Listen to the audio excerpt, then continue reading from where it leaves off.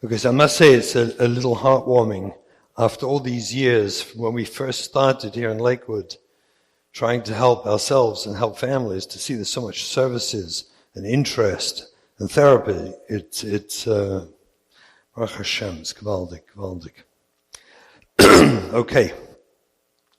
So, one second. All right, so we're talking about trauma, the impact on brain functioning. What we explained is that PTSD, you think of it as the brain being hijacked. So when you think about your child expecting some rational, congruent, tuned-in conversation with them, when they're being triggered, you have to let go of that. And we have to find a different way to reconnect. This is a very important point. In terms of long-term treatment and understanding how we're going to help them, if you hurry this stage too early, you become a mazik. You actually delay treatment or you make it impossible. And I want to explain what I mean by that. The idea is this. When a person has had complex trauma occur to them, so they're in a state of fight, flight, freeze. They're going offline frequently when they experience any trigger that's likely to make them, remind them of the early trauma that they've experienced. They want to protect themselves. So they go into fight, flight, or freeze in order to protect themselves. We view that as adaptive. Adaptive means you have adapted to the circumstance and situation you're in order to survive. And as long as you're being triggered, you are meant to, that's the way Rabbi Shimon created the brain and the nervous system and the way we function, is he made sure we would survive by adapting to the very difficult circumstances we're in survive. In a way, when the young lady stuck the cigarette in her hand, that was an act that was adaptive. She was adapting to her circumstances of severe pain that would make her feel suicidal, and God forbid do it. So the adaptation is to behave in a way where she wouldn't commit suicide. That's adaptive. Does that make sense? And so too with all the other types of things, whether it's smoking pot or the sexual relationships they have, or the dress code or whatever they're doing, it's all adaptive to help them survive. What we have to resist, and I mean resist profoundly, is trying to help them see that now it's maladaptive. Because there will come a point in life where hopefully they will mature, grow, feel safer, be in a context and environment where they are safer, treat their PTSD, do whatever treatments are being offered so they can survive. So then when they have those reactions and she wants to stick a cigarette in her hand, that would then be viewed as maladaptive. That makes sense, correct? So it's adaptive when she's using it to help herself survive. It's maladaptive if after treatment she's just conditioned to go and do it. That would not be helpful. So when we work with the kids, as they mature, we try to help them begin to be aware of what is adaptive and what is maladaptive. Well, you can't talk about maladaptive till you've deeply connected with the part of them that needed to do it as adaptive as survival. That validation is necessary first. So unfortunately, it's very common that we're so desperate to help them move forward that we compromise the validation of their behavior as adaptive, and we try to move them quickly to stop doing it because it's maladaptive. Well, it's not yet. It will go away on its own.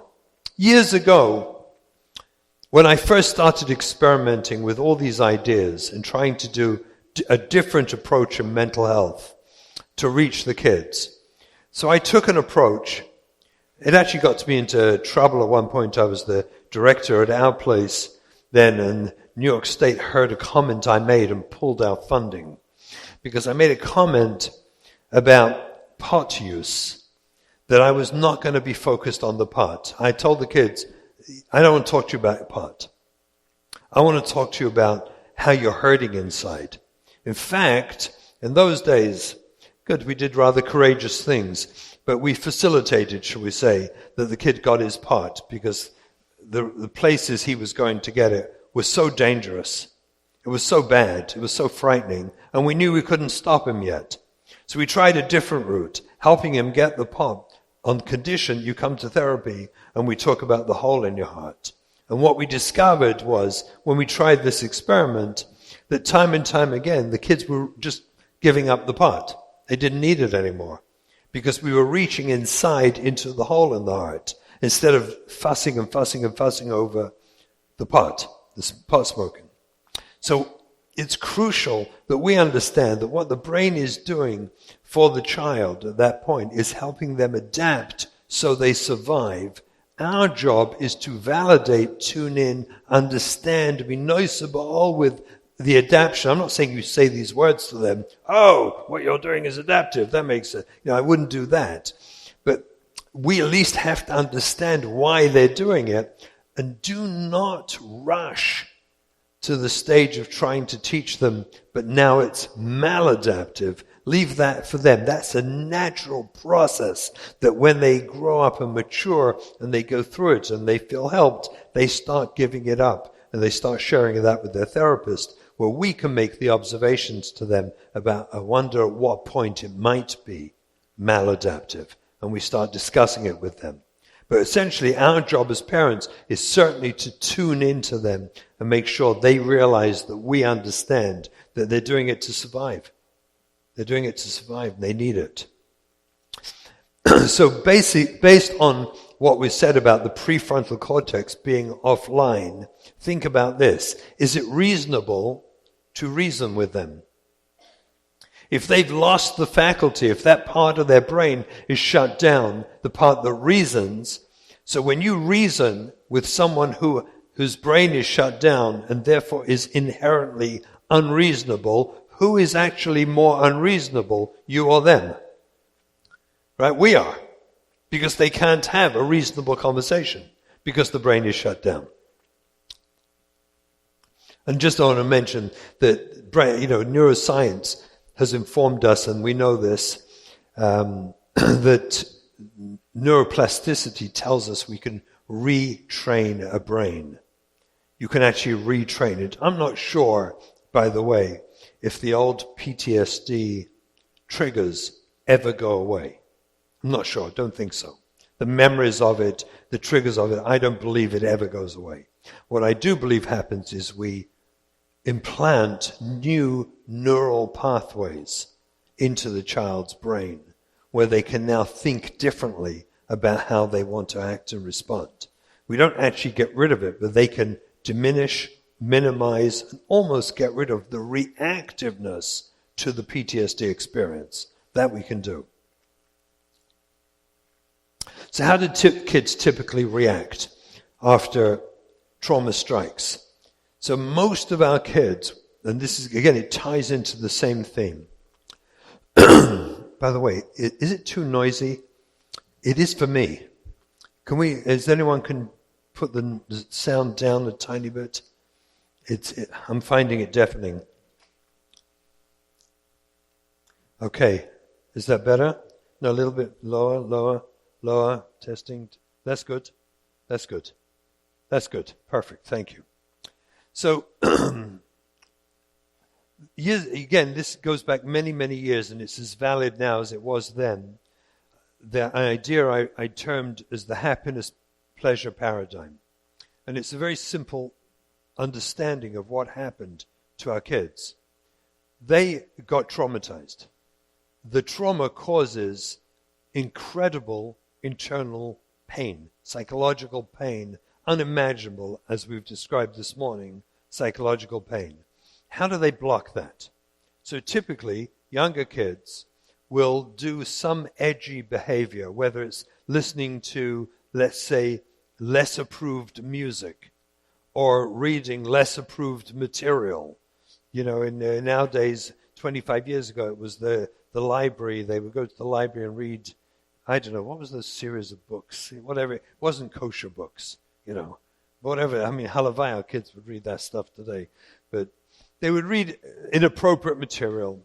And they would start, why are they doing it? And why are they listening to this music they're listening to? It's the same thing as sticking the cigarette into her hand. It's to block the pain. So the only reason they're doing it is because they have a hole in the heart. Now here's the premise. The premise I have is as follows. Happiness is found in the embrace of a long-term, meaningful relationship. Everything else is pleasure. Halavai will find a relationship with Rabbeinu Shalom, like Mesilas Yesharim says, it's the greatest happiness, the pleasure you could possibly find. A relationship with the Good Shabrich. And all other relationships are where happiness is found. Halavai, between a husband and wife, halavai. Or between a parent and a child, between friends. Happiness is found in the embrace of a long-term, meaningful relationship. When our kids start or are hit by trauma, especially long before it's recognized, understood, or treated, long before we realize how to learn to recognize their behavior, clothing, hairstyles, and everything else they're doing is simply a red sticker, fragile handle with care. Long before we realize that, we start getting upset with them about the behaviors they're doing, which they're only doing as adaptive in order to survive the much deeper psychological pain that occurred to them when they experienced the trauma. So typically what happens when they do that is we catch them. When we catch them, our reaction until we're educated, I think we all did this, was negativity, frustration, disappointment, anger, control. We reacted very poorly to their clothing styles or haircuts or whatever their behaviors they were doing, which they were only doing because they had a hole in the heart.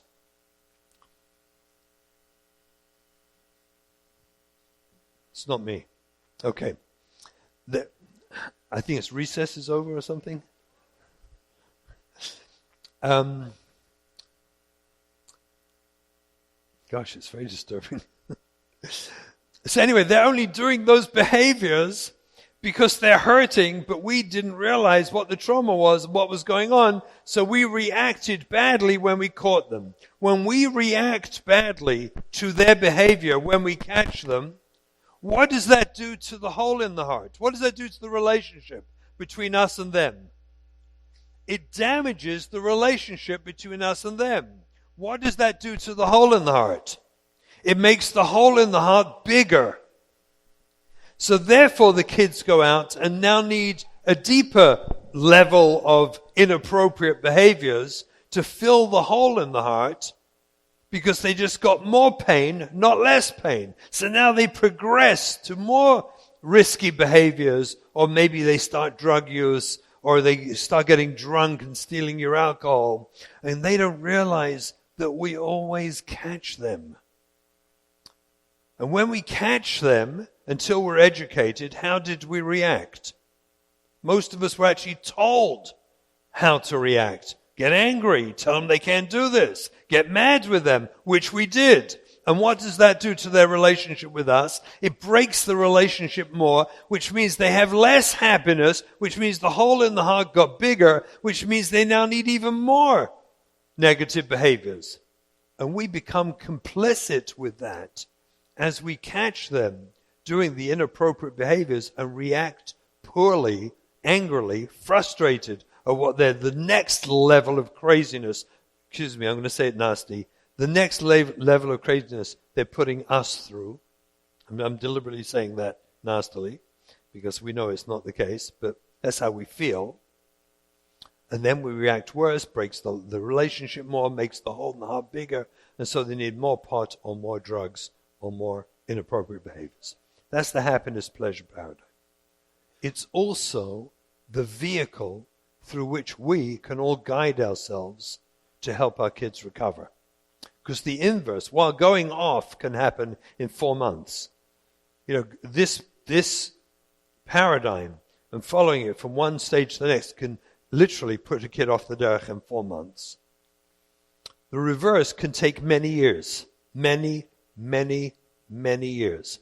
There were years ago when I first started doing the work, I told my clients, we're looking at between 5 and 7 years. Many people walked out fuming, angry, tearful, went to other therapists so someone could say, no, don't worry, we'll do it quicker. But the fact is, I knew it takes 5 to 6. It takes those teenager. I saw one kid, a girl once at 15. I had a few conversations with her. She was already sexually active, and she turned her life around. I spent so many hours with her trying to understand what was unique about her. And I could never work it out. That's not the norm. The norm is it's going to take those 5 to 7 years. That's a minimum. That's just to get them back to being in a process where they can start their recovery. That means by the end of the teenage years, 19, 20, 21, we begin to get a child who's mukhsha, who's ready for the process of recovery. Till then, the work is always with us. The rest of the work with the kids is holding on to them, mentoring them, tutoring them, being friends with them. Mentoring really is probably the best bet. Most therapy is really mentoring for the middle teens. We'll come to that another time why. But the real process for kids in therapy doesn't start till the end of the teens years. It can't start till then. They're not mature enough. They don't feel safe enough to do it. With this work, by the way, it goes much quicker. It can go much quicker when we do this work of validating and understanding and tuning into their adaptions. It can make the work go much quicker. Nevertheless, the norm is that, and truthfully, I don't want anyone to gasp or be upset, but there is beautiful light at the end of this tunnel when you do this work appropriately. It's absolutely amazing. And you can have enormous nachas. As I always say, it's not that nachas. That's the one you thought by the bris or the shalom zacha or the kiddush, when you had a definition of what the nachas was going to be in your brain. It's not going to be that nachas. You have to let go of that.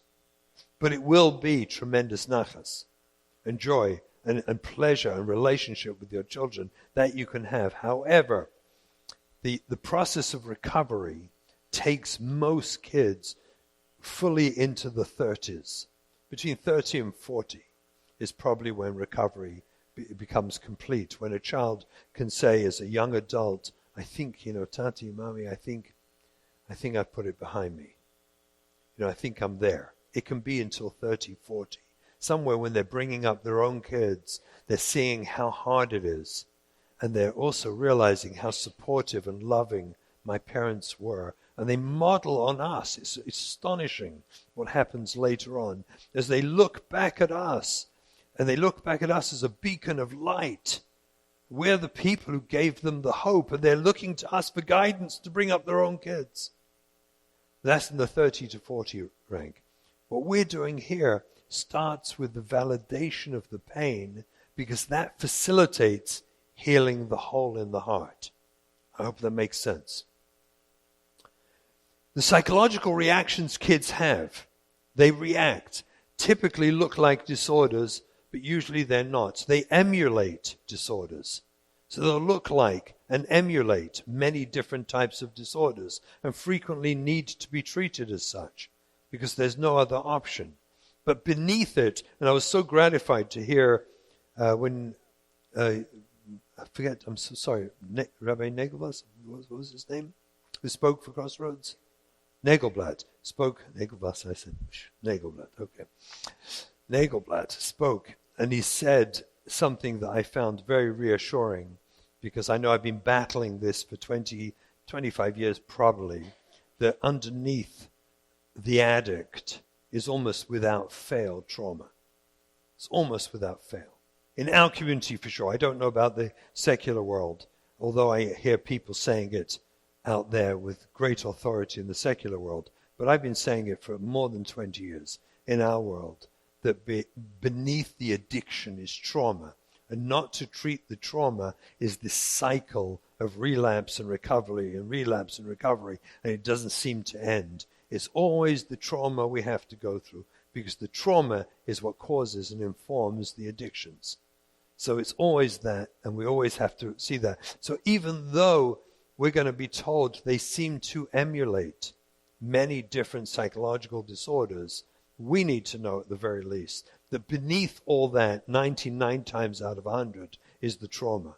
And it's the trauma work that has to be done. And that cannot happen without us validating their experience. It cannot happen. This feeds into, by the way, a different sugya, which I can't discuss now, but I'll just make a one-liner on it, which is the complicated sugya of enabling. Because the people in the addictions fields often have a problem with us, because it sounds like we're enablers. We're enabling. We're giving the kids pot. We're telling them, we're working with them, and sort of walking around and allowing their behaviors and drinking and who knows what. So we look like a bunch of enablers. And what I've tried to clarify many, many times, although this is a complicated sugya, but just in a one line, just so everyone can take this home with you.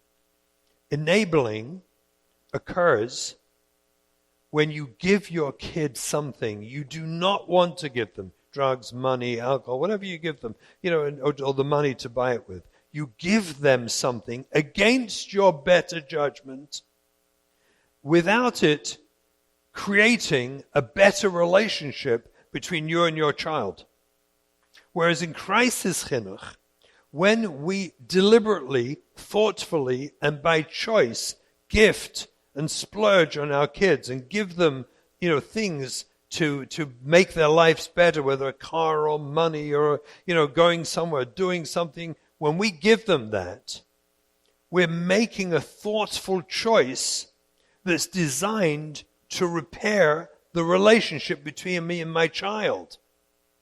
If it's not repairing the relationship between you and your child, chances are you're enabling, and you shouldn't be doing it. The whole point of doing it is only to repair the relationship. That's what I said in the happiness pleasure paradigm. It's all about the relationship. And everything in crisis chinuch that we do is designed in order to facilitate repairing the damaged relationship with us. Because if we can repair that damaged relationship and we can embrace and meet our children for who they are, with what they've gone through, with their reality and their metzias, when we meet them at that place and embrace them at the place they're at, they have a chance to heal. They have a chance to heal. That's thoughtful. That's not something we do because we feel twisted, manipulated, threatened by our kids. And so we give in and give them stuff that does nothing to repair the relationship with your child. That would be enabling, and that's something that you have to watch out for and not do. Okay, we clear? Just want to say that as an aside. And in the same vein, I see I wrote here on the slide, drug use, address addiction, that, you have to realize in the, our kids using pot, the drug use that they tend to get into does not qualify them as addicts. We have to get that out of our heads. There's use, abuse, and addiction. And again, this is not the subject for today, so I don't want to go too much in detail. But I do want to acknowledge that we can't look at our kids the moment they smoke up a bit as they're drug addicts. It's not right and it's not good, and we wish they wouldn't, but we know they need it. So therefore we're happy they're doing it. You understand? We look away from it because they need it, because of the traumatic pain they're dealing with inside. To look in our world today and look at that as they're a drug addict, as if they're some lowly, horrible person, is to completely invalidate their experience and potentially destroy them. It's incredibly dangerous, actually, to do that. And to keep putting kids in rehabs, forcing them in as if they're all drug addicts. Go to someone who knows this sugya really well before you put a kid into a rehab. They may need it. I'm not saying they won't. But be very thoughtful and make sure you speak carefully with someone who really knows the sugya of struggling kids to help you work out whether you've reached a point where you have no brera and you need to do that now. Be very careful about it, because the kids, non-addict children who use drugs to cover up the traumatic pain, they will be better served by us reaching into their pain and helping them heal, and they tend to give it up spontaneously. They just do it on their own. The real facilitator for it is our connection, love, and caring for them. Again, which all that doesn't work if you're being manipulated into caring. It's got to be real, heartfelt, and honest. What are the kids going through? So they go, unfortunately, tragically, through these 4 levels of alienation. Right? First of all, the schools tend to get rid of them. They can't handle them anymore. They lose friends. That means the friends they grew up with, which is a tremendous psychological loss. They may be all like blasé about it, but they're not. And they hurt terribly inside at the loss of their friends, and that will be really painful for them later when those same friends start getting married and getting on with their lives. It's unbearable. So the loss of friends. Then the community and street. And the worst level of alienation happens if, God forbid, the family give the child a sense that, you're just hurting us too much. You're hurting us too much. We can't have you. That would be a disaster, and that's where we frequently see kids who reach that level who becomes suicidal, psychotic and suicidal, frequently. And I haven't included, here, I didn't include anything to do with figures and numbers, but the metzias of teen suicide and young adult suicide is a very real issue. Of drug ODs and suicide in our community is a very real issue. It really happens. Since we're living in Eretz Yisrael, I can't tell you the numbers constantly. Just this last Shabbos, that someone threw himself off the balcony of his house and hung himself. Ramat Beit Shemesh, man in his 30s. These things are real, and they happen frequently, and they happen tragically when kids reach that full 4th level of alienation and rejection. They often feel they have no option, and that is the only other option. They're not truly psychotic, and they don't want to kill themselves. And our reversing the happiness-pleasure paradigm, which means when you discover their behavior and you validate it as adaptive and you understand it and you facilitate it and you help them with it and you tune into it, does the exact opposite. By the way, I first learned this. This is not my invention. When I was training in my early years at the Ackerman Institute, family therapy in Manhattan, we had a dual program with the Milan Family Therapy Institute. And in Milan, in Italy, they were doing experimentation with what they called the paradoxical intervention. Paradoxical intervention was where you go the opposite. You do what's counterintuitive. And they were doing experiments with it, with psychotics, with all sorts of interesting situations, and it was working. That's where I got the first idea to do this kind of work, which was to go the opposite. When they're using drugs, understand the drugs. When they're sexually active, understand what they're doing. Tune into why they're doing it. Reach into why they're doing what they need it for. Facilitate and frees a child to be able to, and it's amazing, quite amazing, that when you do it fully and properly, they then crest to you, what's going to be with me? How will I ever get out of this? It's absolutely, what you've done is created through the validation, which is a paradoxical intervention when you think about it. By that validation, you create the safety that your children need not to be adaptive, not to go offline. They therefore can stay online, and they therefore can tune in, and then you get the cracks of what's going to be with me, and I need help. It comes dafka by us doing the opposite, which is tuning into their behavior, and how it's helping them is what Gufa facilitates their ability to be self-reflective, which is the thing we so desperately all want, and we never get by darshaning and drashas and musa and threats and consequences and rewards and bribes, you never get it that way. Never.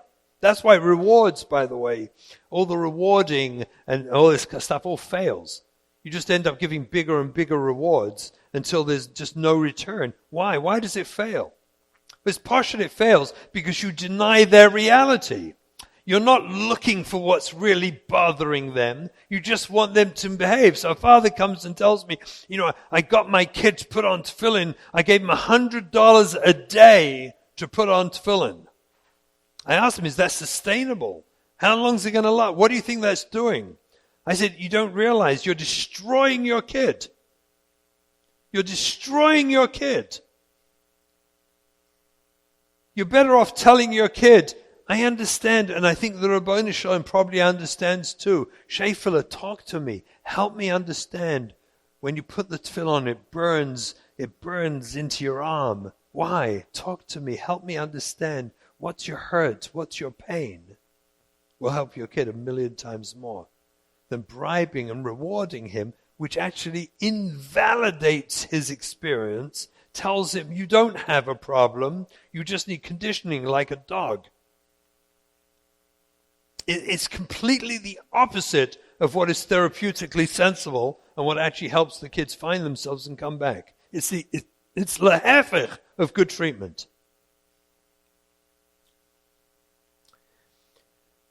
You have to, seeing as 80% of these kids,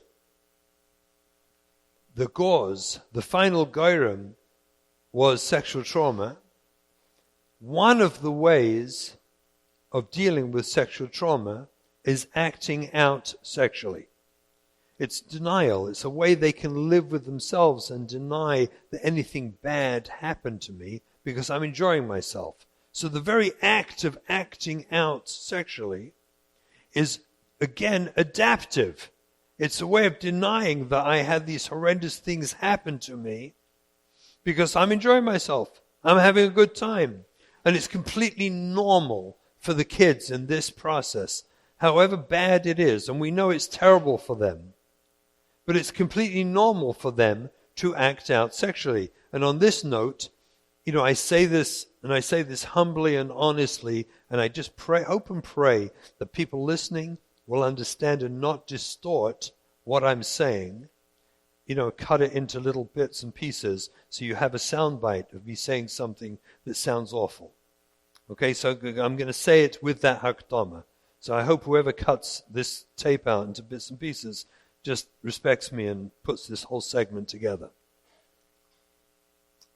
We all know that pornography is terrible. We all know it. And not many people understand fully why. Most people just think, it's Kedusha in Yonim. It's the Lehevach Kedusha. Actually, it's so profoundly destructive because it destroys the potential for normative intimacy. It takes it from people.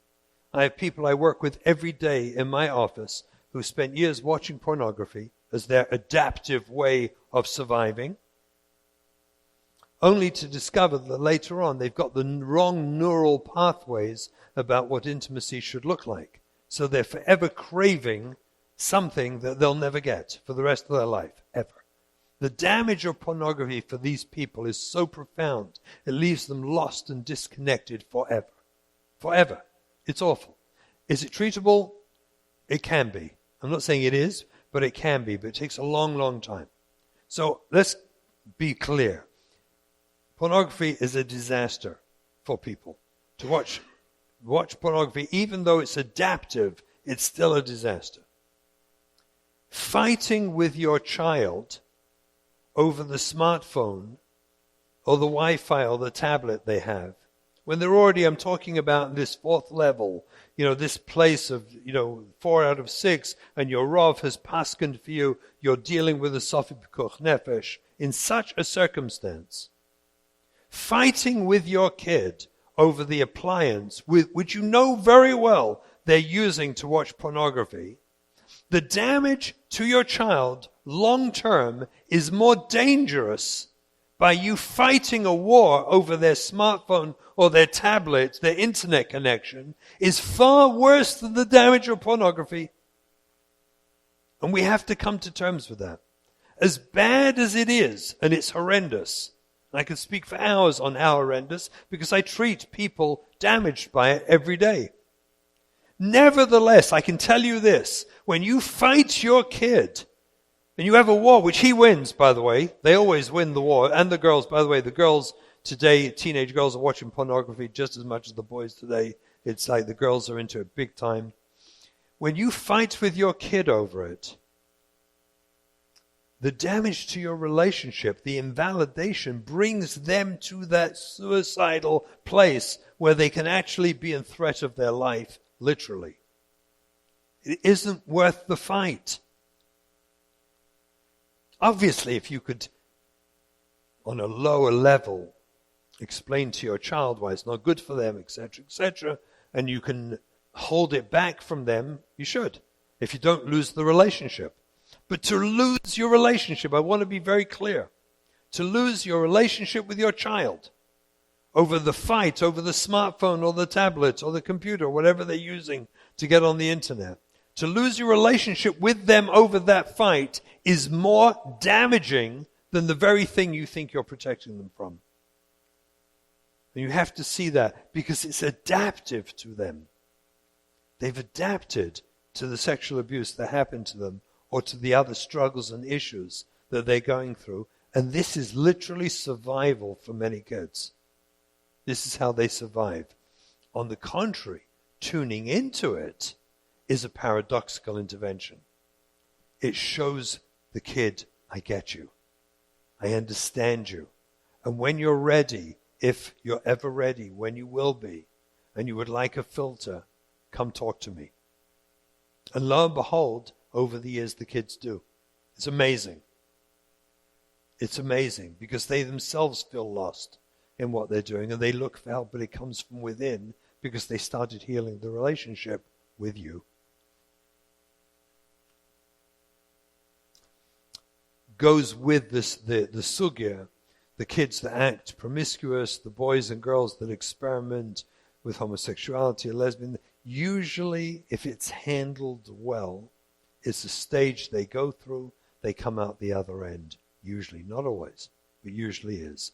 And I don't want to Bichlal get into the sugya of transgender right now, but that is a sugya I'm doing my best to work with, to try to understand and to see what we can do with it because it's sweeping through our community. It has swept into our community already. Ad K'dei Kach, there is a sefer, a relatively fat sefer in Hebrew, written in Eretz Yisrael, Dor Tapuchas, on this subject, on transgender, because it is so invaded into our community already. So, but my point in all this stuff is for us to understand that when we see the kids struggling with this stuff, it's adaptive. It's not a choice, a philosophical choice. It's simply adaptive. And our ability to tune in and be noisable with them helps them be able to eventually look at themselves, and it helps facilitate the potential for change. So this is why we're here today. What we're dealing with is many times the sugya pekuch nefesh, sofik pekuch nefesh. That's what we're here for. And that's what we're trying to educate, that there's a mahalach out of this. There's an approach to deal with this that can take us off that level of sofik pekuch nefesh. And again, I strongly encourage everyone, you find yourself a Rav who is sensitive, who will stay with your family and can help you negotiate through this so you understand when it is, when it's not, and what, and when, and how. It's impossible to answer all those questions, in one go. You need someone close to your family who can help you with that. So what are we to do now? How do we get out of it? So you have to realize, as a parent, I've made this statement many, many times.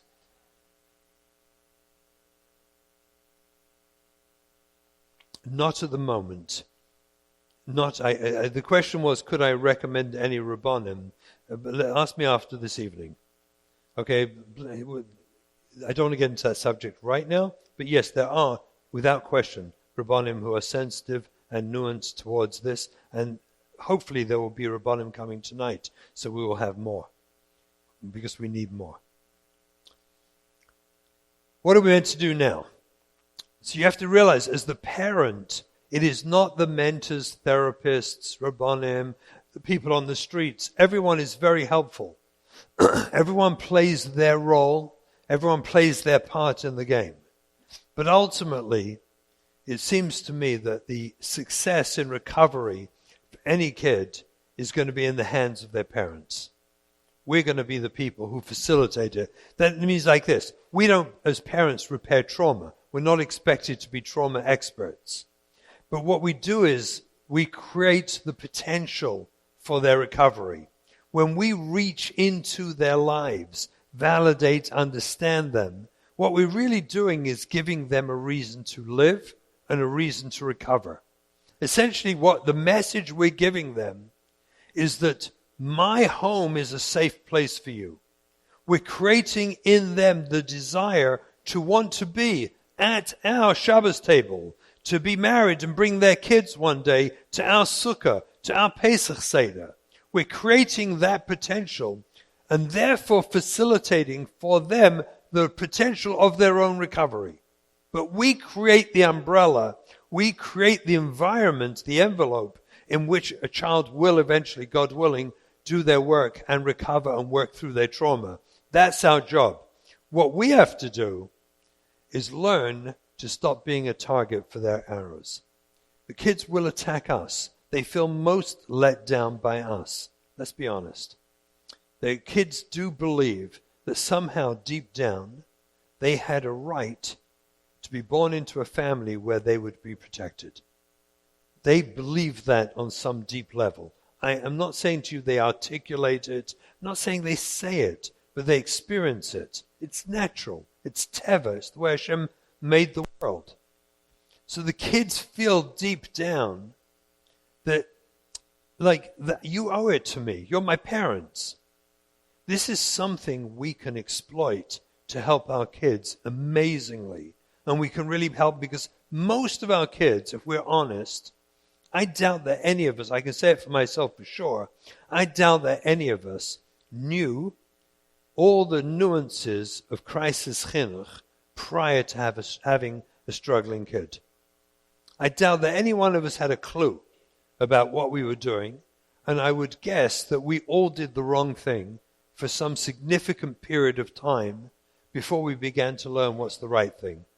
I would even say that even now we're still doing some wrong things.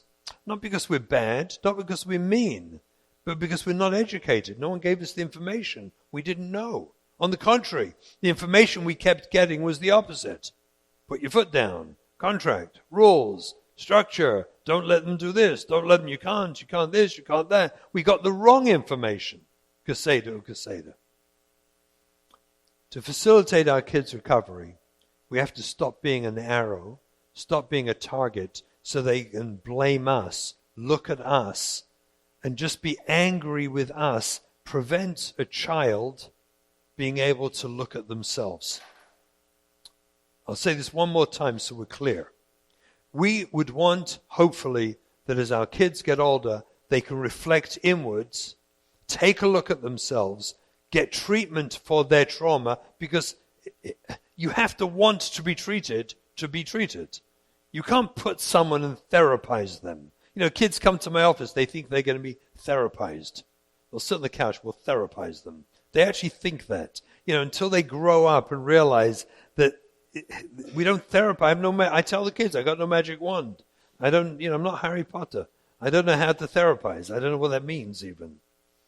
I said, you've got to get into this. You've got to, and to get a kid to that place, it is only us as parents. I'm telling you, it's only us that can help the kid develop the desire to want to engage therapy and start working on their trauma. The reason they do it, by the way, is because they want a relationship with us. Because they want to be part of our lives, gives them the drive and the desire to do the very, very, very hard work of working through their trauma and recovering. We give them that. If we don't give them that, we keep responding to the craziness and the antics and the drug use and the girls and the boys and the behaviors and they shaved. One of our daughters walked in one time. She shaved off half her head and the rest was purple. Am I right? Half was purple, and the half was shaved off. And my wife, we got the camera out, we all posed with her, we all took pictures with her, and I think a day or two later she washed it out. She washed it out. All we did was love. It was like adorable. We just it was so, whoa. And we all smiled, and we took pictures, and we made fun of it, and she washed it out a few days later and cut the other side short and grew it in. It was just, kids do stuff like that. And we are meant to exploit those moments to help them heal. That's what we do. We go the opposite, the other direction, and that helps create healing. Instead of us being arrows, when they walk, we'll be the target for the arrows. When they walk in with a tattoo, it is a very unpleasant experience. Obviously, when your kid walks in with a tattoo, the first time they're showing off their tattoo, right? Everyone's miserable about it. You feel permanent. Can you take it off? Can you, laser treatment? It's everyone's miserable, right? But it's another test. It's yet another opportunity to tell me about the tattoo. What is it about? Why'd you get it? What does it mean to you? Tune into it. Every step we make to tune in to our kids' experience and validate their experience creates safety for them. Let's go backwards now. When you create safety, you bring them back online. When you bring them back online, they have attachment to the prefrontal cortex and they can have rational thinking. So creating safety is the key. And every time they do something crazy and we go and create safety for them in their craziness, we actually bring them towards and facilitate healing. Masha'enken, what most of us do is the whole body language thing. I can't look at it. I just can't. I'm not saying, I'm not angry with you. I just can't look at it. I'm not angry. We kill them with that stuff. You understand? It's the exact wrong way to go. As crazy as that sounds. We go the opposite way. And we tune into it and understand it and see what it's about. And we understand the meaning in it. And that creates safety. And safety creates prefrontal cortex back online, which creates normal thinking again. So they're less likely to get another tattoo. Not more likely. We have to stop being the target for their arrows. And that, and only that, frees them to look at themselves instead of spending their life looking at us and blaming us the whole time. So what do we do now? I've mentioned this. You probably heard it on the tapes. I talk about the 5 stages we go through. We have to move quickly and understand and validate ourselves as we go through these 5 stages. Denial, everybody goes through denial. We all, listen, HaKadosh Baruch Hu created denial. He created all midas, right? We just use them. But Hashem created them. So he created denial. So when you get yelled out that you're in denial, you say, oh, could be. Hashem created it. I tell my clients, were you ever accused of being in denial? And they get very upset. Yes, everyone said we're in denial. They say, I always say, look, I don't know if you are or not. But if you are, could you do me a tov and just stay there for the time being? Because there's a reason you're in denial. They say, what do you mean? I say, well, if you're in denial, it means you can't cope with the situation at hand, and you're probably going to make it worse. So till you understand it, do us both a tov and just stay in denial. And, we'll work out what to do to help your kid. So they almost always tell me, no, we can cope. We can come out of denial. I say, no, you can't. No, you can't. You're going to say something miserable to your kid. If I tell you your kid is sexually active, what are you going to, oh no, don't tell me that. I say, oh good, stay in denial. Denial is a very helpful place to be until you can come to terms with the reality and deal with it in a mature, a menschlich, and helpful way. Otherwise, stay in denial. Doesn't make sense to come out. I would just don't stay there too long. We need you out, sooner not later. You understand? But it's not a bad thing. It's a natural, it's an adaptive way of dealing with trauma. We're traumatized too, let's be honest. We're all of us, every one of us here, traumatized by our kids. We're all trauma victims. So we also go offline. So we owe that to our kids. So Denial is a natural stage to go through. You'll discover you're out of denial when all you are is burning angry all the time. You seem to be angry with everyone. You're angry with God. You're angry with your husband. You're angry with your wife. You're angry with the kid for sure. You're angry with everyone. You're angry with the school, the Rebbe, the teacher, the neighbor, the friend, the girl next door, the boy down the street. You're angry with everyone. You're just seething anger with everyone. That's a natural consequence that we get through when we realize this little Schäferle of ours isn't going to be a Schäferle anymore. They're going to be someone else. And it makes you really angry. You're angry and it's almost like you're looking for victims to be angry with. It's a stage. We get through it. You can always help your spouse by validating their anger. I understand you're angry. The more you understand someone's anger, I said before, the more they stop being angry and instead they express pain.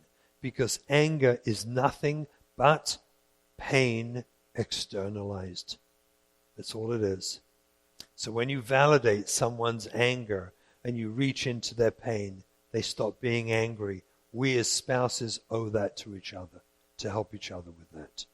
If you're a good friend to someone, if your spouse can't do it, be a good friend to your friend. If they're, we can do it for each other. We'll find someone to validate our pain, reach into it so we can stop being angry. The next stage most people go through is bargaining. This is where anything from, I'll buy you a new bike if you just put on tefillin for 3 days, or flying off to Eretz Yisrael on an expensive vacation to go to all the Mekomas HaKadoshim and daven and beg the Eibishter for everything. We bargain, we beg Hashem, we do everything. We make commitments. I had a lady who told me she shaved her head. She decided this is it. This is going to bring, she had a whole thing with Hashem, and she said the Chassidim have it right. She's going to shave her head, and that's going to bring back her son. Nechtigatug. She lost her son, she lost her head, she lost her hair, she lost everything. It doesn't work. Bargaining, it doesn't work. It's all a waste of time. But it's a natural part of process that we should go through and understand it. It's just like, it's a waste of money. I mean, if you're going to do it, just don't spend too much money on it, because that's not the stage where it's very helpful. Getting them to do things for your money just makes you poor and angry. So don't do it. Waste of time. That all brings you to the stage of mourning. This is a good stage where you mourn the loss of the image of who you wanted your child to be. Unfortunately, when we have kids, I'll tell you where it all starts. It all starts by Sheva Brachas, where you're sitting at Sheva Brachas and everyone is darshaning about the Deiros Mevarachim, and we're going to bias them Yisrael, and you're going to have a whole family full of Gedolei Yisrael, and every one of them will open yeshivas, and they'll all marry Rosh Yeshivas. And, we say these daft things at Sheva Brachas, as if they're true. Halavai, maybe, okay, but the chances are not great it's ever going to be true. Let's be real. Halavai, you have normal kids who grow up to be God-fearing Jews, and they'll love you and you'll love them. Then sit down. That's like a nice drasha. That's a good drasha at Sheva Brachas. Unfortunately, we get conditioned into this demyainus of what our kids are meant to be, and then we all feel like failures when they're not close to what it is. If Halavai, and the kids will be Gedolei Yisrael and Tzidkonim and Tzadikim and Tzidkonis. Halavai.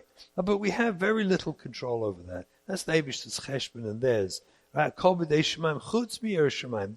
That's a person's own avodah. That's their own thing in life, what they're going to do with that. We have to mourn the loss of that picture, that dimyon, because if you keep that dimyon in your brain, you'll forever be trying to micromanage and manipulate your kid to get back to, halavai, we'll get another, he'll learn a Mishnah. He learned a Mishnah. We did so good. You understand, we get rid of that dimyon, mourn it, let it go. It's not happening. It doesn't have to happen. It doesn't have to happen. And when you let it go, you have much, much, much greater chance of having emes dika nachas, real good nachas with your kids. Watch them steiging, watch them growing, watch them doing their avodah. They're amazing when we can get them into it for themselves. They're absolutely amazing, amazing what they can do and how they can inspire us with their work and effort and growth and kinyan in Torah mitzvahs and life and hanhaga and just behaving good, benod chavera and all sorts of good stuff that they can do. Mourn the loss of the dimyan of what you thought, so you can free yourself to embrace what might be, what potential might lay in there. And if you do all that, you come to the most important stage, which is acceptance. We have to accept that Sof Kol Sof, the Rebbeinu Shel Olam is in charge, not us. The things that happen to our kids, there were things that happened to our kids that were beyond our control, that we didn't know about. Kids get molested outside the house. We didn't know about it. And even kids get molested in the house. No one told us to watch out for it. No one told us it could even happen. We were never educated. We never knew. We didn't understand. But the Rebbeinu Shalom has his cheshbonos. And we have to take these cheshbonos, all of us. We have to try our best to grow and see what we can do. But the key in this sugya, the key of all of this is acceptance. We have to start with acceptance. We must accept that this is the gift, this is the journey HaKadosh Baruch Hu has placed us on, and we have to accept his will. And this is the journey he wanted us to be on. And we must deeply and bravely accept that so we can help our kids. So we need to go through these stages to get to that stage of acceptance. Otherwise, we will forever be making bad choices and bad mistakes. We have to let go of external control if you're going to gain internal control. Internal control means your children will make good choices for themselves. As long as we are externally controlling them, manipulating them, we take from them the ability to make their own choices. As they get older, we need to shift to them. That we can process with them. We can help them process options and choices. But we have to shift to them the choice. Because otherwise, if we use external control to try and force our kids into good behavior or to protect them from themselves, we don't do anything to help them heal. On the contrary, again, we've disconnected from their reality. And when you disconnect, you put them back into that trauma state and they're back offline again. So we lost them yet again. So we have to let go of external control. Do not let your fear make you control them. Most of us, we're terrified. We're so frightened. How can you let them go out at night? You know, you have this difficult choice. Do I let them stay out at night?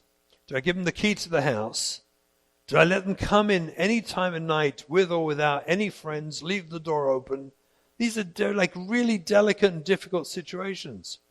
So you have to find a way to let go of external control. If you want to stay out, stay out. If you don't mind, let me know where you are. We'd appreciate it if you could just text us so we know you're safe. We care about you. We have to let go of trying to control them. It will simply empower them, actually, and it will make them see us as a continued source of a trigger for their trauma. So again, they'll be offline, and again, we lose them. We have to get fear out of the way. Do not parent these kids because you're frightened, and therefore you're reactive to their behavior. Get your ego out the way. This is the biggest challenge of the entire sugya. This subject, we need, like all of us, a 2-week, spa somewhere where we can all work on ourselves to get rid of our ego. This sugya, the greatest gift of this sugya for any parent who's been through it is you cannot be a bal gaiva ever. You're done, right? Gaiva's out. It's such a bracha. It's such a bracha. Like you just cannot walk around feeling like you're a besser mensch. It's like marvelous. It's so good. I mean, all of Torah mitzvahs, right? Nisrachik min ha'gaiva b'tachlis harichuk. Right, says the Rosh. It's the one midah you have to get far away from. And this sugya brings us there. What a gift. We should thank our kids. Baruch Hashem, thank you, shkoyach. You got to get the ego out the way because most of the bad stuff, foolish decisions that we make and bad interventions we do is pure ego. Not in my house. What does those words mean? Not in my house. I mean, it's a crazy line. Not in my house. My house, we have rules. My house. It's pure ego. It's for stinking a gaiva. Not in my house. What is it? There's nothing productive about not in my house. You understand? The ego makes us do crazy things. We're verschämt, we're embarrassed. Or we're, the neighbors and the shvager and the this one and the that one. I met a lady before who said she didn't experience, Ashrecha, there's like unique tzaddikim in this world who can do this sugya without being ashamed. I've met one or two of them. The rest of us, we all deal with it. We all have to overcome it. We have to stop being ashamed. We have to walk in the street with our kids. And have to have pride in them. They're neshamas. Hashem sent these neshamas in the world. My gosh. They were traumatized due to no fault of their own. No kid ever went to ShopRite to get the pre-trauma cornflakes. The ones when you eat them, you get traumatized later on. I never saw a kid who went and got those cornflakes. Nobody ever brought this on themselves. They were regularly, almost all these kids, almost all, they were either these cutest little things in primary that you ever saw, little girls with pigtails and the boys, and Hashem was here, there, and everywhere, and they just loved it, and then they got traumatized.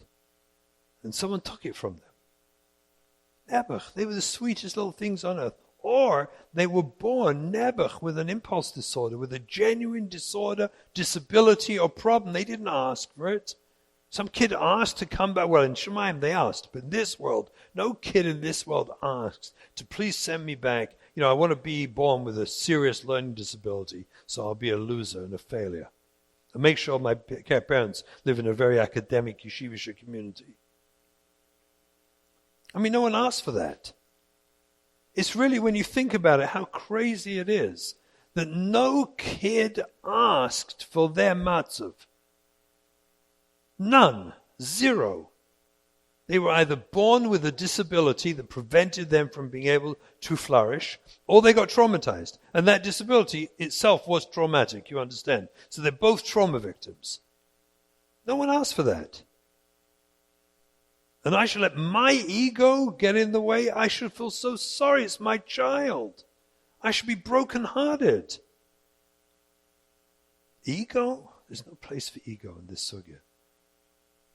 This sugya will help us get rid of the ego. And it's crucial because with gaiva, with ego, with my way, my home, all that rubbish, we're going to ruin our kids. We'll never help them heal. We have to get rid of that. And obviously stop worrying about, if you do worry anymore, if anyone actually worries anymore about the neighbors, friends, and relatives, don't. Let it go. There's just nothing to worry about more. Listen, they can't deal with it, they can't deal with it. That's their issue. Let them find their Rav or their therapist and let them get their hadracha what to do with your family. But you got to do the right. I'm serious. Let them work it out. Why should you spend money for their family? Let them get their own therapist. It's hard enough to pay for your own therapist. If they have a problem with you, with Pesach, that's their problem. Let them get guidance. You take care of your family. Your nuclear family, this is your lot. The Eibishter gave you these kids. They are your job in life to take care of them and love them and build them. And if your shvager doesn't want to come because he doesn't want to see your daughter dressed like this, so don't come. Don't come. It's fine. It's fine. I'll even call you up and say good yontif. You don't have to come. But we're not telling her to dress the way your children need her. And if you feel for your children you don't want that exposure, please don't come. We won't be broigas with you. That's your journey. This is our journey.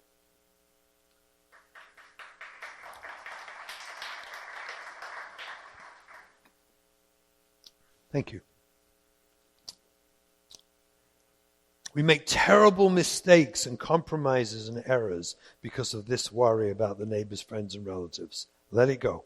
And it goes to all the we have to act civil. We have to be mechubed, especially parents. But if someone tells you, don't come, don't bring her to the simcha, or don't come with him with that haircut, say, no problem. Okay, we won't. And they say, what are you going to do? Say, we're not going to come. All of us. Because it's all of us or none of us. And I totally respect it. If you don't want us there, my job right now at this stage of my life is my son, is my daughter. It's not your simcha.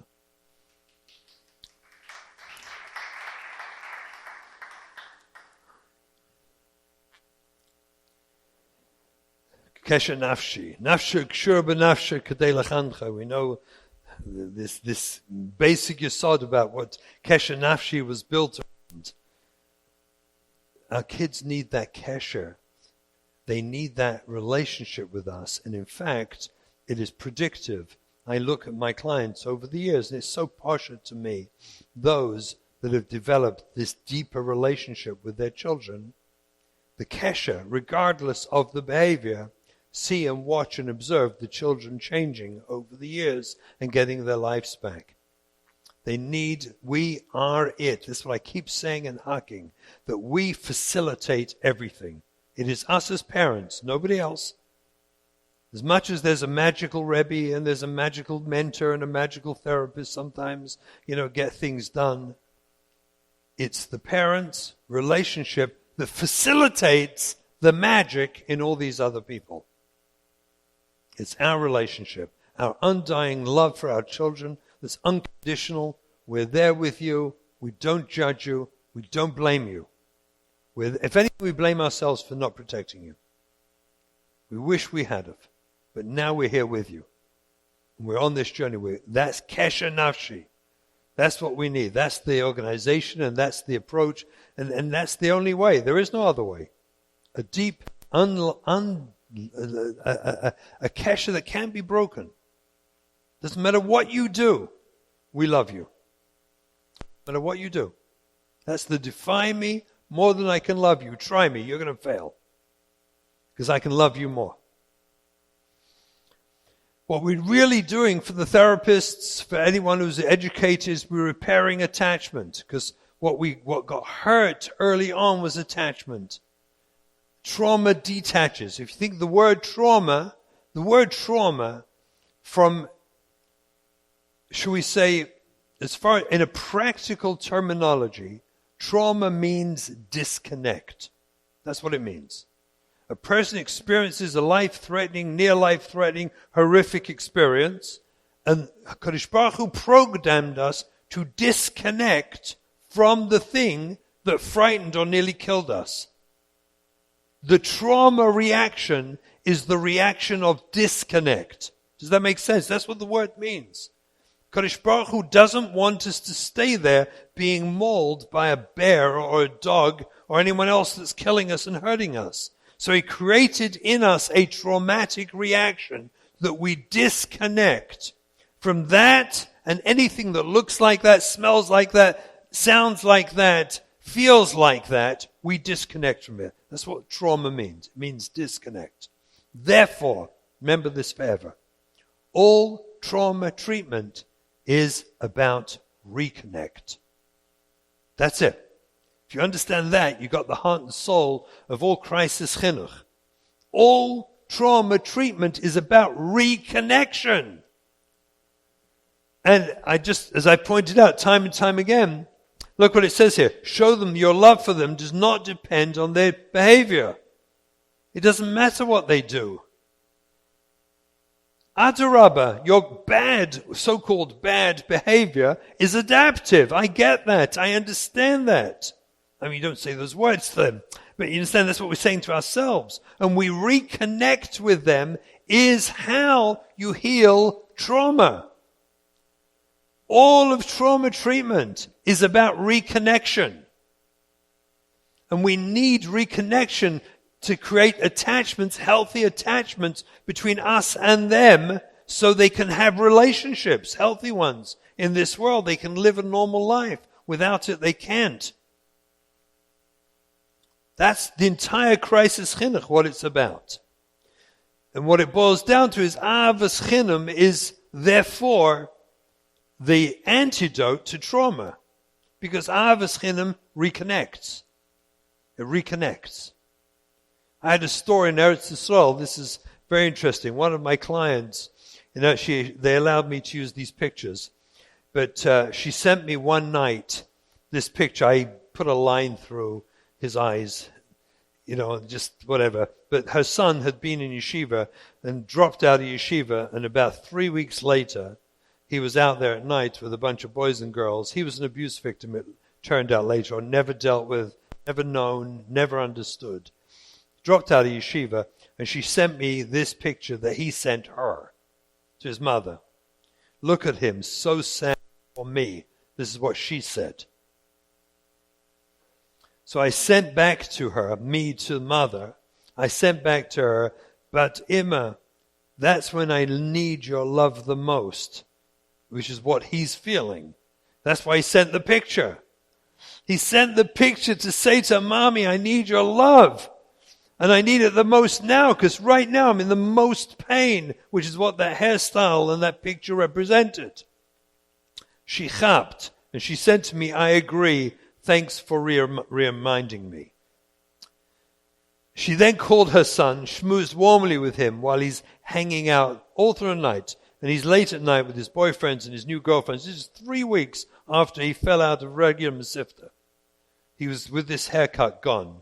Which is, I knew right away it was a trauma victim, because that's how they move. They move very fast. They finally plot, and they go. So he sent back to her, Laila Tov Ohev, I love you. V'todah she'at mevina oti. Thank you for understanding me. Amazing. Just amazing. And she sends me, I guess I did the right thing. And I sent her back, I guess you did, Baruch Hashem. And they're very, very close. As a matter of fact, they just told me a week ago, they had about 30 of him and his friends, Purim, in their house. Had the best Purim they'd ever had, ever. These with him and his 30 of his friends in their house together. She's found meaning in the parasha that's so profound for them. She told me it was the most meaningful Purim they'd ever had. And the kids at the end were all emoting about their love for their parents, their love for this one, and we want parents like you. They're like full of love and caring and sensitive. It was amazing. But Emma, that's when I need your love the most. That's what it's built on. The whole premise is this. You can see this For Better or Worse cartoon. You see the little boy is getting just frustrated and frustrated and frustrated. Eventually he kicks over his block, stupid, dumb, crying, like he's upset. Yeah, and she takes him off to bed and it's done. She can't handle his tantrums. So she takes him to bed. And then as she's leaving the room, he says, Mom, aren't you going to give me a kiss goodnight? To which she says, to tell you the truth, Mike, when you act like that, I just don't feel like kissing you at all. To which he responds, but Mom, that's when I need it most. That's when I need it most. That's what our kids are doing. Our kids are the ones kicking down the blocks and throwing temper tantrums. But because of trauma, because of nothing to do with them. And it's dafka what they need the most from us is to reach into that place of pain. Instead of judging them, controlling them, trying to fix them, but to reach deeply into their place of pain and be with them in that place of pain, because that's what they need the most. That's when they need it the most. I've always said that you can heal your children greater when they're defiant than when they're compliant. When they're compliant, they just assume, well, you like my clothing or you like my behavior. I don't know if you love me. But when I'm defiant and you reach in and love me, then I know you love me. Defiance is a greater opportunity for loving and showing love than when they're compliant. So what is the parent's role in helping them heal? It's all about the relationship. It's not a guarantee, but the opposite is. And like I said before, prior to therapy, because most of the kids, by the time they hit the late teenage years, the early 20s, are muksha for therapy. They could go to therapy and they could have an actual therapeutic experience. But it's not until then they have a really good experience in therapy. They may need someone to hold on to them. The therapist may be serving an amazing job of being a mentor or a counselor or a big brother or big sister, really helping them through these years. But the therapeutic process of internal identifications of what I need to change in me, that doesn't start at the earliest, usually, with rare exception, till the end of the teenage years, the beginning of the young adult years. Here's the heart of crisis chinuch. When they're in pain and struggling, when they're hurting like crazy, there's no one home, they're not rational, there's no conversations, they're acting irrational. What we want to do at that point is to show them love, and you can't do that.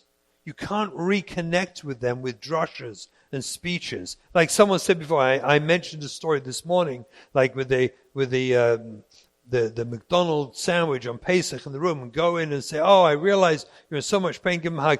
Practically speaking, none of us here want to do that. That was a concept. That wasn't an instruction. I wasn't recommending you do that, because the kids don't want to hear that, oh, I understand your pain. We all know what they're going to say, and I'm not going to repeat it. But we know what they'll say if you ever say that to them. So don't say it. Don't say it. Okay, so I meant it as a concept for me, for how I meant to feel towards them. I meant to feel that way. So how do we show it if we can't say it? We gift them. We splurge on them. We buy them things they would never imagine. We go out of our, normal gedorim to give them, take them on vacation with you. Go to the Grand Canyon with them. Treat them to stuff.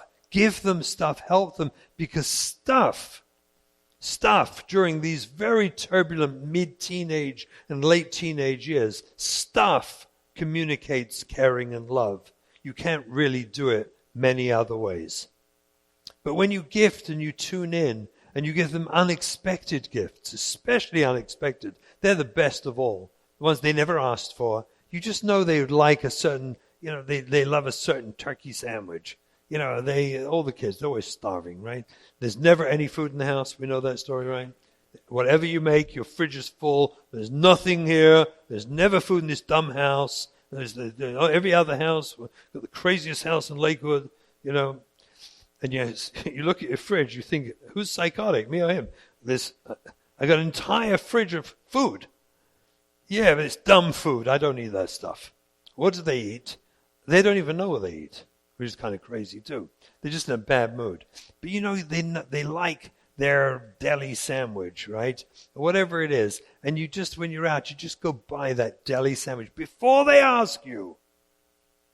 The undeserved gift, when unexpected, those things heal. By the way, wives like it too. It's really good. It works. Ignore that. People love unexpected gifts. They love it. When they like to know you thought of me. You cared about me. You tuned into me. So yes, we gift them. We care for them. We splurge on them. They don't deserve it. So what?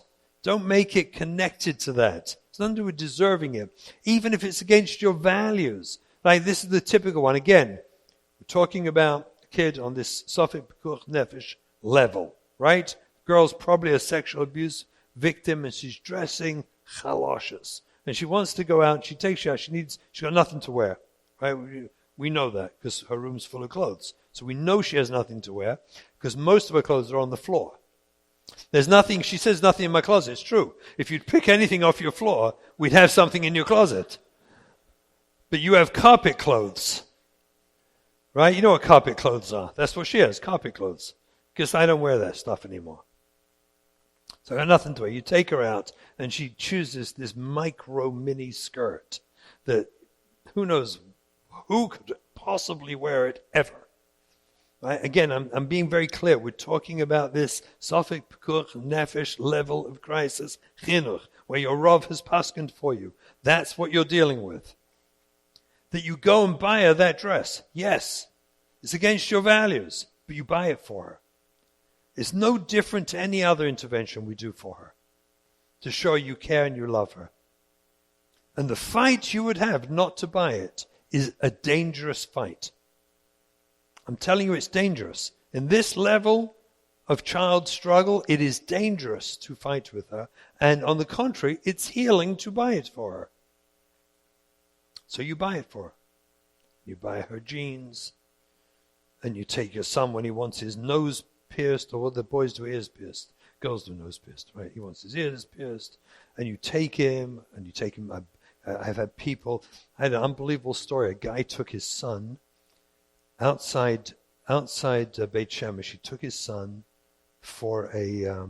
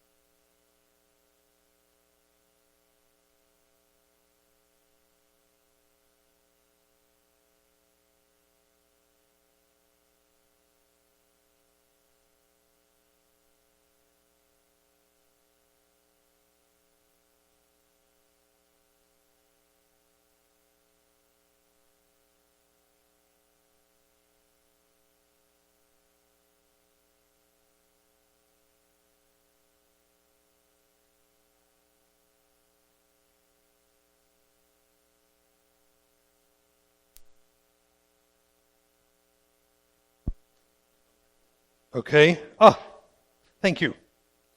So this guy tells me that he was someone I was working with who had really got the sugya. He just got it.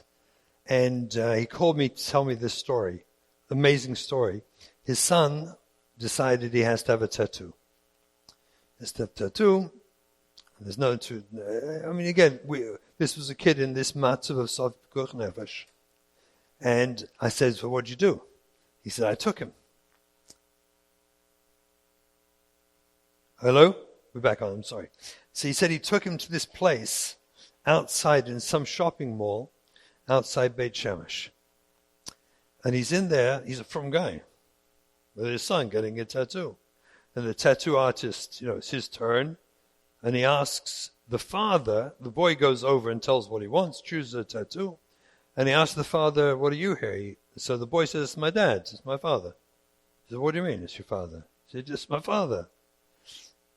Anyway, the tattoo artist bursts out crying. Bursts out crying in the store. When he finally pulls himself together, he turns to this kid who's got tattoo, and he's wearing a little yarmulke. He wants his tattoo. And he says, you're still frum? And the kid says, yeah. And he burst out crying. He said, maybe if my father had gone with me, I'd be frum. Maybe I'd still be frum. That's a story. Maisa shahaya kachoya. He took his kid. Can you imagine? Even if it's against your values, what we try to do is tune into what their needs are. Again, in this sugya of this psychotherapist nefesh level, what we're doing is tuning into them. We put them back online. We give them the potential to heal. We exploit the moment to show them love. And we give them hope and a future. That's what this sugya is about. We have to accept their choices. That means their boyfriends and their girlfriends. Fighting them. I want to tell you, years and years ago, I went to Maran, Baron Leib Steinman, Zeichsadiv Kodesh Levracha. I asked him about a boy here in this community. Parents very, very chashva, local Bnei Torah. This boy had fallen off. What his issues were is not Nageya, but he was off, and he had a girlfriend, and they sent me and asked me to ask him about this girlfriend. They were fuming mad, were looking to break the relationship constantly with this girl. I told the story over to Maran, and he looked at me, took my hand, and he said to me, when that boy looks in the eyes of that girl, he feels loved, right? He feels loved. He said, tell the parents that when he looks in their eyes, he has to see more love. He has to see more love. We cannot expect, listen to the logic, we cannot expect, we are all healthy human beings. I'm assuming everyone in this room is a healthy human being. If you want a star later, I'll sign it and you can take it to people and say, I said you're healthy. I'm assuming everyone here is healthy.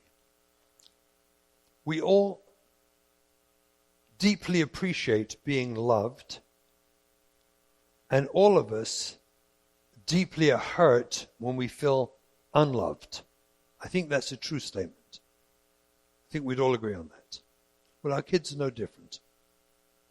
When our kids are going through these sugyas, and they're in so much horrible pain, unbearable pain, and they find a friend, a boyfriend or a girlfriend, who they feel loved by, and we come in and take that from them, they hate us.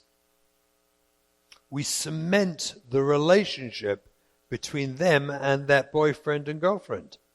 We cement it. We make it stronger. Because all the kid's looking for is an adaptive experience of not being in horrible pain. And they found a soulmate. They found a kid who connects with them, who makes them feel loved. And we're going to take that from them? Are we crazy? It's Pasha Sakana. Again, we're not talking about a kid who's still in yeshiva and he's coming home, and he's chatting to the girl next door. We go speak to him about it, of course. We're talking about kids in horrible pain, living with trauma, who found a moment of solace, a little moment of feeling loved, and we're going to take that from them? No way. No way. If anything, I can tell you what's fascinating, time and time again, is when you reach out to that boyfriend or girlfriend, they decide that you're amazing. And they tell your kid, Musa, about you. I don't know why you treat your mother that way. She's the most, I wish my mother was like her. You know how kind she is? Every time I walk in the house, she's giving me food. She gets me to drink. She asks me about my day.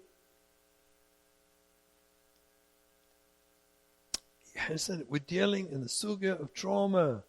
We want them online or we can treat them. Fighting with those choices they make about boyfriends and girlfriends will never help us with this sugya. It will harm the sugya and they will detach from us. Should I go through the whole thing again? They'll detach, which means they're offline, right? So this the same. You got the picture. If we want healing, we create safety. And we create safety by accepting their choices. How far you go with that acceptance in your home and what you do, you'll have to process that in the uniqueness of your family, with your children and your, in your circumstance. I can't say there's no klal for all families. But it can possibly, for sure, include having them come to your house. And being a welcome guest in your house. It could.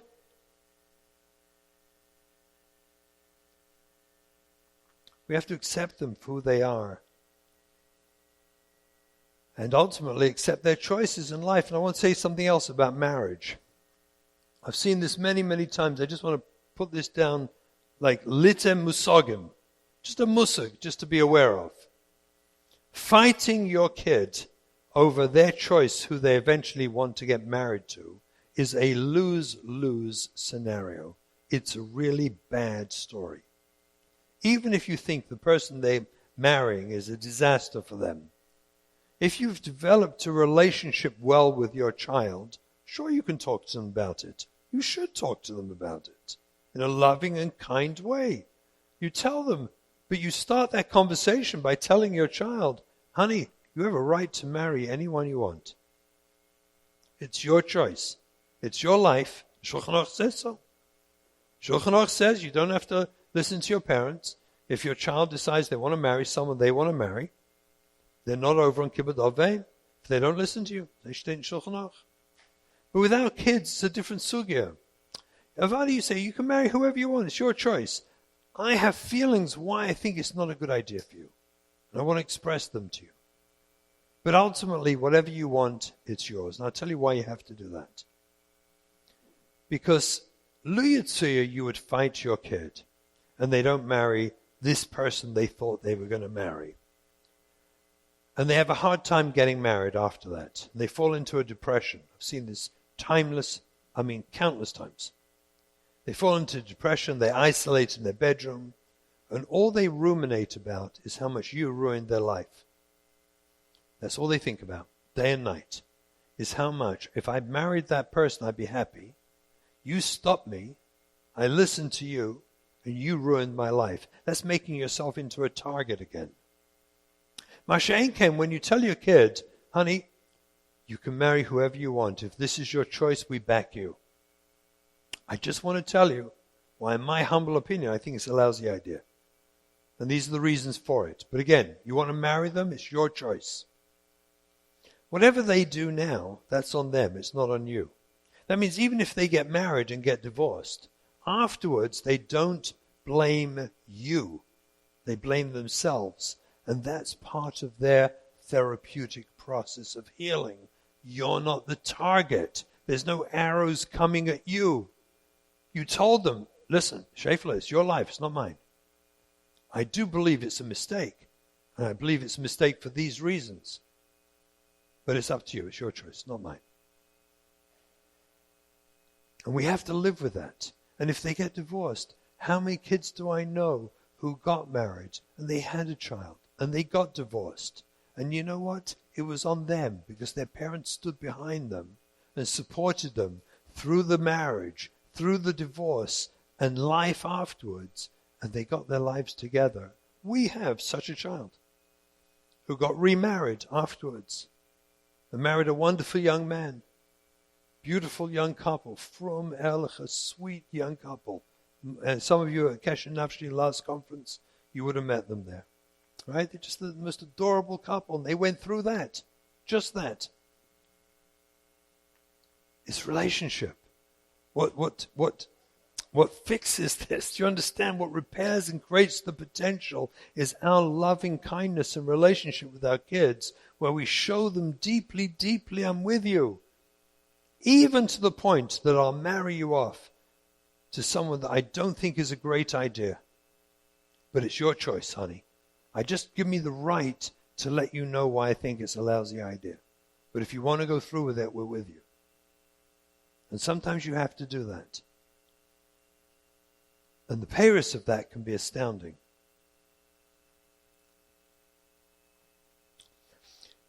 You have to be in touch with your own emotional reactions. Learn to stop fighting with each other. It's natural you fight. You're in a crisis mode all the time. You have to learn to stabilize your own home. It should be a home of safety, of support. Get away from non-supportive people. There are a lot of them around who don't know the sugya. Just drop them. Walk away. Do it politely. You can do it respectfully. But you have to walk away from all the people around you, especially relatives, who don't have a clue about the sugya, but love to tell you what their opinion is. Just get away from them. And you have to get, like I said before, the proper help for yourself and your ego.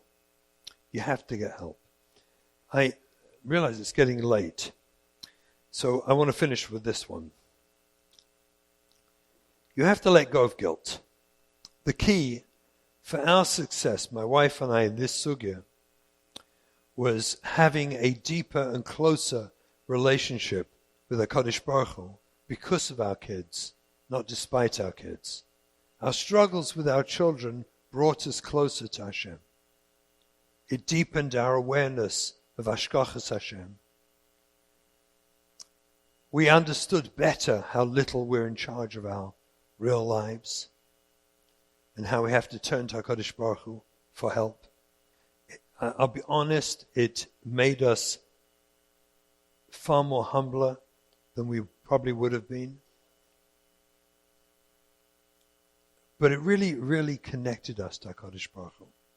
We found chazals. My wife used to ask me, like every week, tell me a chazal, teach me something, show me something. Another chazal that we could understand our journey better. I lived with so many amazing insights from chazal, from the Gemara, from Torah, that held us together.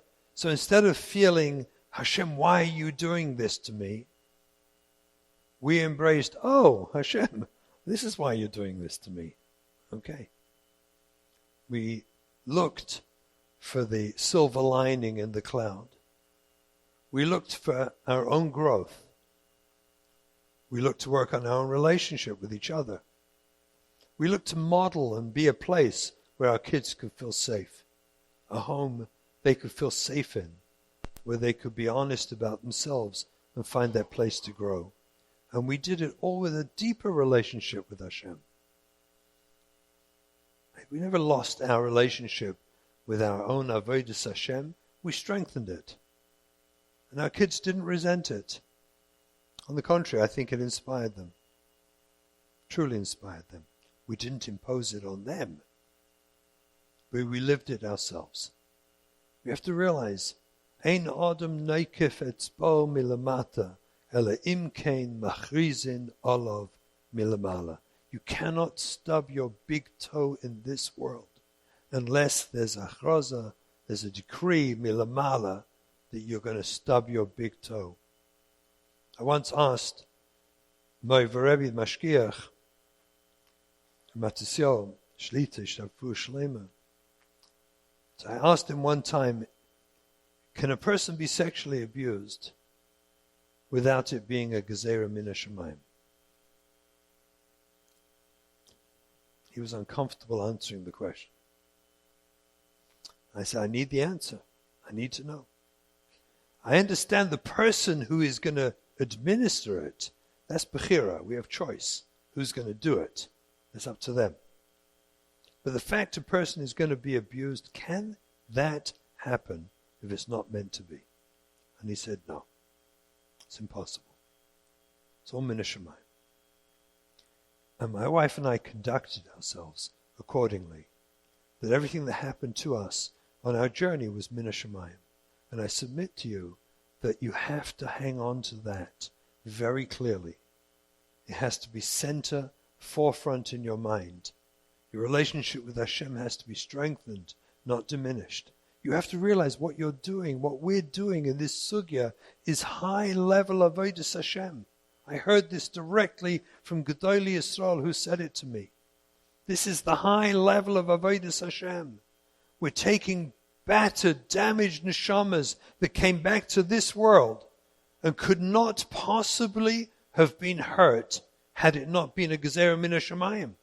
And we were gifted with those neshamas to try and help them recover, try and help them heal, try and help them find their way back in this world. That is high level avodas Hashem. Instead of thinking to ourselves when we have to tolerate the Chilul Shabbos sometimes in our homes and tolerate the girlfriends and the boyfriends and the lack of tznius, instead of feeling sorry for ourselves about that, we have to embrace this is high level of avodas Hashem that was gifted to us. We were given this gift, and we have to use this gift for ourselves to come close to Hashem and to bring our kids back to healthiness, happiness, halavai, to relationship with Hashem too. Hope this has been helpful. Thank you.